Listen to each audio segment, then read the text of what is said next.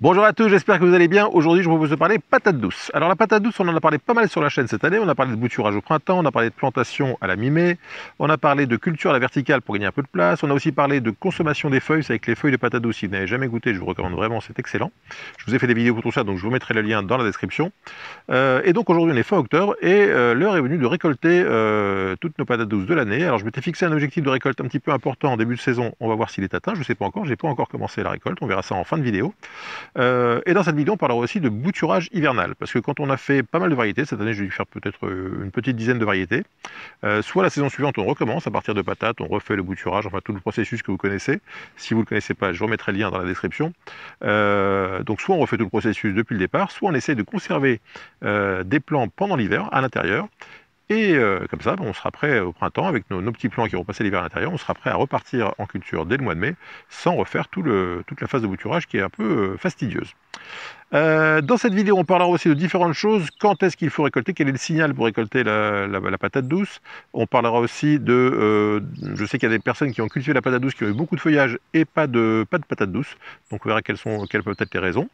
On verra aussi quelles sont les meilleures variétés qui ont fonctionné. Comme j'ai fait pas mal de variétés, on verra quelle est la variété qui a le mieux fonctionné chez moi cette année. Ça peut être intéressant pour vous de faire différentes variétés pour voir celle qui fonctionne le mieux dans votre terre et dans votre climat. Bref, on va voir tout ça dans cette vidéo. C'est parti, tout de suite après le générique.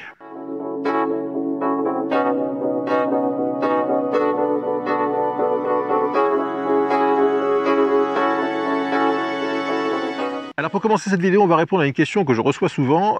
Comment savoir quand je peux récolter mes patates douces? C'est vrai que la patate douce, le problème c'est qu'on a une culture avec des feuilles qui poussent, c'est assez luxuriant, on a une plante assez volumineuse.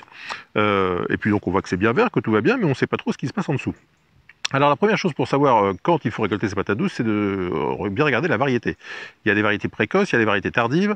Les variétés précoces, c'est environ 3 mois après la plantation. Les variétés tardives, c'est environ 5 mois, donc entre 3 et 5 mois. Donc regardez bien la variété que vous cultivez, et à partir de là, vous pourrez savoir le délai minimum qu'il faudra la laisser en terre pour qu'elle développe bien ses tubercules.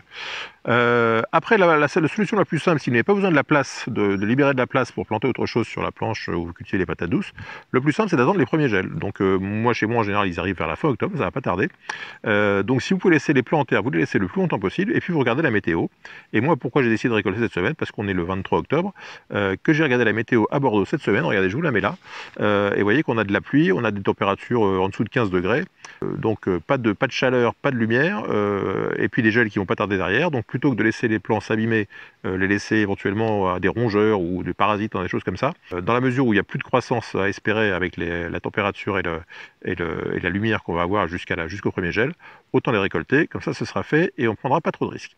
Donc quand récolter les patates douces, le plus tard possible j'ai envie de dire, puisqu'il faut savoir que les tubercules se développent principalement en jour court, c'est-à-dire à partir de fin septembre, et donc c'est dans la période fin septembre, fin octobre que vous aurez le meilleur développement des tubercules, donc c'est dommage de récolter dès la fin septembre. Voilà pour la date de récolte des patates douces. Maintenant, on va parler bouturage. Voilà, alors je vous parle bouturage avant la récolte, parce que en fait, pour la récolte de la patate douce, il y a un ordre. On commence par récolter les feuilles, ensuite on récolte les boutures, et ensuite on récolte les pommes de terre. Si on fait ça dans le sens inverse, en récoltant les pommes de terre, on va tout salir, et on pourra récolter ni les feuilles ni les boutures. Donc, avant de faire la récolte, on commence par récolter les boutures. Et donc voilà, j'ai prélevé un petit plant. Vous voyez que ça fait quoi? Ça fait 30 cm, 40 cm. Et d'ailleurs, un des premiers signes qui peut être aussi un signe de récolte, c'est quand il commence à faire froid, et on a eu des températures à 3-4 degrés là, il y a 2-3 jours, et ça a grillé les feuilles. Donc quand vous voyez que les feuilles grillent, donc là c'est clair qu'il n'y aura plus du tout il n'y a plus d'espoir qu'il y a de la photosynthèse qui se fasse, donc ça peut être aussi un signe de récolte. Là ça a un petit peu grillé, mais ça n'a pas tué la plante, donc ça reste une plante qui reste bouturable. Et donc la bouture, c'est assez simple, vous prenez donc un rameau de 30 cm, et puis vous allez l'habiller, comme on dit, le découper comme ça pour laisser que quelques feuilles en haut. Donc je fais ça rapidement. Voilà, je ne sais pas si on voit bien ce que je fais, mais j'imagine que oui. Voilà, et donc vous gardez une belle tige, comme ça, voilà. Et là, comme les feuilles sont abîmées, on va carrément rien garder en haut. Voilà, on va carrément couper ici. Voilà, et quand vous avez cette petite tige, comme ça, alors habituellement, on plante directement la tige à bouturer dans un peu d'eau, mais on peut gagner un peu de racines et avoir un meilleur racinage, je ne sais jamais, en faisant une petite boucle. Ça, c'est la petite technique. Vous prenez la tige qui est là, et puis vous faites une boucle comme ça, de façon à emmener voilà, donc une petite boucle comme ça, Et ensuite, vous allez planter cette boucle dans un petit pot. Alors, l'intérêt, c'est quoi? C'est que tous les nœuds qui sont sur cette boucle vont faire des racines, et donc vous aurez un bien meilleur développement du système racinaire, et donc une plante qui sera plus vigoureuse. Donc je vous en ai fait quelques-unes il y a une petite semaine pour pouvoir montrer ce que ça donne. Donc voilà, après une semaine, ce qu'ont donné mes boutures dans l'eau, donc j'ai simplement mis ma petite boucle dans l'eau. Vous voyez que la boucle qui est là a fait ici au niveau de chaque nœud, quand on vous dit que les bouturages, l'oxine, donc qui fait les racines, est au niveau de chaque nœud, de chaque œil. Vous voyez qu'ici on a un départ de racines, ici on a un départ, ici. Donc on a 4 ou 5 départs sur une petite boucle comme ça. Vous voyez que c'est pas mal. Et j'en ai pris une deuxième ici. Vous voyez, pareil, vous avez un départ de racines, 2, 3, 4. Ce qui fait que quand votre boucle va être dans votre pot comme ça, vous aurez un très bon système racinaire qui fera que votre plante va très bien se développer pendant tout l'hiver. Alors je vous ai mis aussi un petit exemple en terre, donc moi je fais ça en bouteille. Donc là vous voyez, j'ai mis ma petite boucle ici dans la bouteille avec un petit tuteur. Et vous voyez qu'en une semaine, je ne sais pas si on voit bien ici, mais on voit bien les racines qui commencent à se développer à l'intérieur de la bouteille. Donc cette bouteille-là, vous allez la mettre à l'intérieur, près d'une fenêtre à la lumière, au chaud. Il faut impérativement que chez vous, ça soit chauffé à au moins 20 degrés. Hein. Si vous chauffez à 18 degrés chez vous, c'est pas suffisant pour la patate douce. Il faut au moins 20 degrés pour qu'elle ne souffre pas du froid. Et donc cette petite bouteille, vous allez faire 1 ou 2 bouteilles par variété que vous cultivez. Et de début novembre jusqu'à début mai, donc ça va être un peu long, hein, mais il faudra tenir, ces plants-là vont rester à l'intérieur. Et ce que vous allez faire, c'est qu'ils risquent de développer de longs rameaux, parce qu'en 6 mois, ça va se développer beaucoup. Donc ça peut faire une jolie plante d'intérieur. Vous pouvez les suspendre en hauteur pour que les rameaux se dégoulinent et que ça fasse une jolie plante d'intérieur. Vous pouvez aussi faire du bouturage intermédiaire, c'est-à-dire qu'une fois que vous aurez des rameaux un peu longs, pour ne pas prendre de risques et puis être sûr que vous aurez toujours des boutures saines, rebouturer. C'est-à-dire que par exemple, fin décembre, début janvier, quand vous aurez un rameau qui fera 50 cm, vous allez recouper et refaire une bouture, de façon à toujours avoir des plants jeunes, avec des racines jeunes, qui vous permettront d'avoir de façon certaine un certain nombre de plants à partir du mois de mai. Alors si vous n'avez pas le système de bouteille qui n'est pas super joli, c'est vrai, vous pouvez aussi faire tout à fait ça en pot. Donc là j'ai fait ça dans un pot classique où j'ai mis la partie la base d'un plant que j'ai récolté.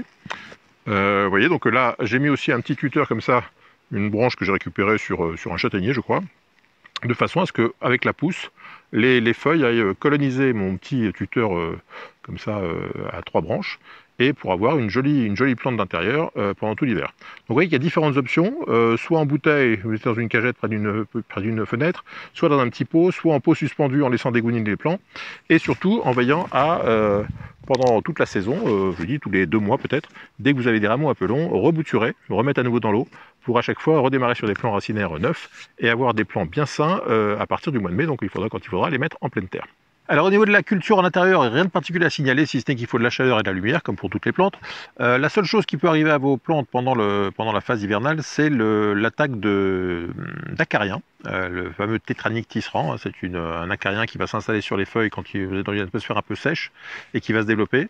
Donc la seule chose qu'il faudra veiller à faire, c'est peut-être chaque semaine ou tous les 10 jours, mettre un petit coup de pulvérisateur, de vaporisateur d'eau pour humidifier la plante, parce que les acariens, c'est vrai que si vous laissez votre plante dans une atmosphère trop sèche, les acariens vont forcément se développer sur vos feuilles et vont abîmer vos plants. Donc voilà pour l'entretien des boutures, une pulvérisation d'eau régulière, et normalement ça devrait vous mettre à l'abri des acariens. Voilà, pour la suite on passe à la récolte, parce que c'est quand même le grand moment de l'année, la récolte des patates douces. On voit ça tout de suite, c'est parti. Voilà, alors je vais interrompre la récolte à la moitié de la planche, parce que la nuit tombe et je voulais absolument terminer pour ce soir. Donc là j'ai récolté environ 2-3 mètres carrés. Parce que j'avais déjà récolté quelques patates douces en début de planche, j'ai récupéré, ouais, on va dire 3 mètres carrés, on va dire. Et je vais vous montrer ce que ça a donné avec les différentes variétés.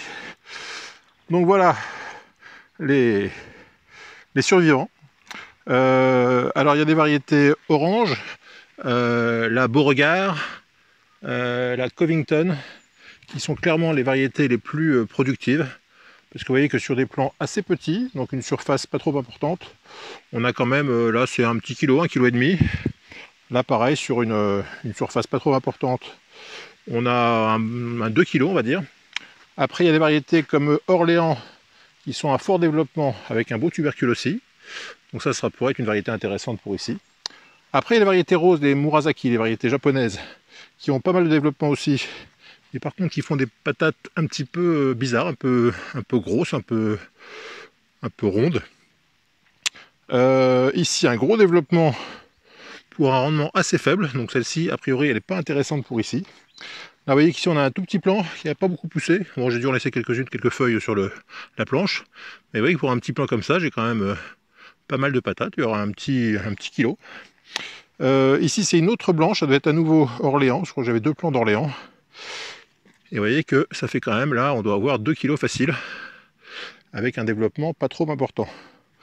Encore du Beauregard ou du Covington, hein, c'est vraiment les deux variétés à privilégier. Vous voyez que sur un petit développement, on a quand même pas mal de patates. Alors c'est l'avantage ou l'inconvénient, je ne sais pas, hein, de la plantation au serré, c'est qu'en mettant un plant tous les 30 cm, on a des patates assez pas trop grosses, bon, sauf pour cette variété japonaise hein, qui fait vraiment des gros machins. Ça fait la taille d'un petit ballon de foot, je ne sais pas si on voit bien. Donc une belle production pour celle-ci, mais par contre un gros développement, donc il faut de la place. Et sinon, donc en plantant un plant tous les 30 cm, on a donc les patates qu'on a l'habitude de voir dans le commerce, hein, format grosse patate, quoi, avec certaines qui grossissent pas mal. Vous voyez qu'encore une fois, là, ça doit être Beauregard ou Covington. Et sur un petit développement, on a une belle récolte. Donc voilà, là sur 1, 2, 3, 4, 5, 6, 7, 8, 9, 10, 12 plants, je dois avoir une bonne quinzaine de kilos, je pense. Hein. Je n'ai pas encore calculé parfaitement, mais j'ai au moins 1 kilo par plant, on va dire, donc 12-15 kilos. Sur 3 mètres carrés. Donc on peut espérer avoir 3-4 kilos au mètre carré en plantant un plant de patate douce tous les 30 cm sur une planche d'1 mètre de large. Donc voilà pour la récolte et le rendement. Voilà donc pour la récolte des patates douces. Alors dernière question qu'on me pose parfois, j'ai planté mes patates douces, j'ai eu plein de feuilles qui ont poussé, et puis quand j'ai sorti ma souche pour voir ce que j'avais comme patate, j'avais pas de patates. Alors quelles sont les possibilités, les causes possibles de ce problème? La première, c'est souvent qu'on a planté un peu tard. Les patates douces, ça se met en pleine terre vraiment début mai, mi-mai, hein, dès qu'on n'a plus de risque de gel, pour avoir une bonne, encore une fois, selon les variétés, c'est entre 3 et 5 mois. Donc comme on doit récolter vers la mi-octobre, il faut impérativement planter vers la mi-mai, en tout cas pour les variétés à développement tardif. Donc, première raison possible, si on a planté ces patates douces en juin ou en juillet, c'est évidemment trop tard, sauf pour les variétés très précoces. Deuxième possibilité, on a planté ça dans un sol trop pauvre, parce que bon, c'est pas, la patate douce ne nécessite pas énormément de nutriments, mais enfin, il faut quand même qu'elle ait un petit peu à manger. Troisième solution, comme toutes les plantes, un manque d'eau, notamment en fin de saison, quand la patate fait ses tubercules, elle a besoin d'être arrosée régulièrement. Donc voilà, si vous plantez trop tard, s'il n'y a pas assez d'eau, pas assez de nutriments, vous risquez d'avoir du feuillage qui se développe et pas de tubercules créés, puisque les tubercules, je vous rappelle que ce sont des réserves créées par la plante pour se développer et puis pour pouvoir créer d'autres feuilles derrière. Donc si elle n'a pas assez à manger pour elle-même, elle ne va pas créer des tubercules, puisqu'elle commence par alimenter ses feuilles avant d'alimenter, de créer des tubercules. Voilà, pour terminer, si vous êtes tombé sur cette vidéo un peu par hasard et que vous vous demandez comment faire pour faire des patates douces l'année prochaine dans mon potager, je vous ai mis dans la description une playlist avec toutes les étapes, hein, depuis le bouturage, la plantation, enfin toutes les étapes. Dans cette playlist, vous aurez toutes les étapes de la culture de la patate douce, donc n'hésitez pas à aller consulter cette playlist dans la description. Et puis, je crois que c'est tout pour aujourd'hui. Si cette vidéo vous a plu, comme d'habitude, n'hésitez pas à mettre un petit pouce bleu. Si vous avez des questions, des commentaires, c'est juste en dessous. Et puis, si vous n'êtes toujours pas abonné à la chaîne, je compte évidemment sur vous pour nous rejoindre très très vite. À très bientôt pour de nouvelles aventures. Bye bye.